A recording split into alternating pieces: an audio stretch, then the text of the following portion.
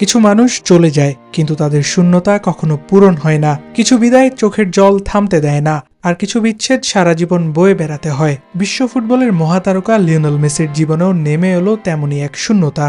যে মানুষটি শৈশব থেকে ছেলের হাত ধরে স্বপ্নের পথে হাঁটিয়েছেন, সেই বাবা হোর্হে মেসি এবার পাড়ি জমালেন না ফেরার দেশে।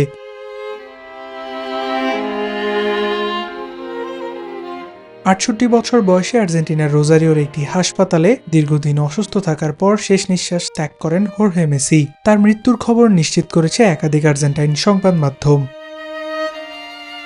মেসির গল্পটা শুধুই একজন ফুটবলারের গল্প নয়, এ গল্প একজন বাবারও, যিনি ছেলের স্বপ্নকে নিজের স্বপ্ন বানিয়েছিলেন। ছোট্ট মেসি যখন বার্সেলোনায় যোগ দেওয়ার স্বপ্ন নিয়ে আর্জেন্টিনা ছেড়েছিলেন, তখন তার পাশে ছিলেন হোর্হে। নতুন দেশ, নতুন জীবন, অচেনা পরিবেশ, সবকিছুর মাঝেও ছেলের সবচেয়ে বড় সাহস ছিলেন এই মানুষটি। সময় গড়িয়েছে, ছোট্ট লিও হয়েছেন বিশ্বের সেরা ফুটবলারদের একজন।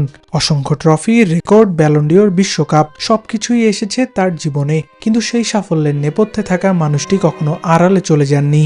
বাবা থেকে ধীরে ধীরে হোর্হে হয়ে ওঠেন মেসির পেশাগত জীবনের অন্যতম গুরুত্বপূর্ণ ব্যক্তি। মেসি জানতেন তার প্রতিটি অর্জনের পেছনে বাবার ঘাম, ত্যাগ আর বিশ্বাস জড়িয়ে আছে। জুলাইয়ের শেষ দিকেও বাবাকে দেখতে মেজর লিগ সকারের ম্যাচ খেলেননি মেসি। আর এখন যার হাত ধরে স্বপ্ন দেখতে শিখেছিলেন, যার কাঁধে মাথা রেখে পৃথিবীর সব ভয় ভুলে যেতেন, সেই বাবাকে হারিয়েছেন লিওনেল মেসি।